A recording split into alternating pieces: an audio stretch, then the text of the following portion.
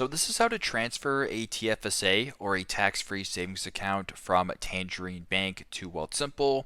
Once you guys open up Wealthsimple at the bottom, select the Move Money icon or the arrows that are headed in opposite directions. Select that.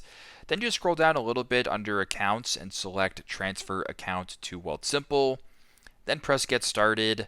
Once you're here under Most Popular, you can find Tangerine Bank. Go ahead and select that. Now you can sign into Tangerine Bank through the app if you want, or you can go to the bottom and enter the information manually. For this demonstration, I will just do the latter. Select the TFSA at the top under Most Popular and press Next, and once that is done, you can answer the questions as well as fill in the required information. And once that is done, you will have been able to have transferred a TFSA or a tax-free savings account over from Tangerine Bank to Wealthsimple. Thanks again for watching and hope this helps.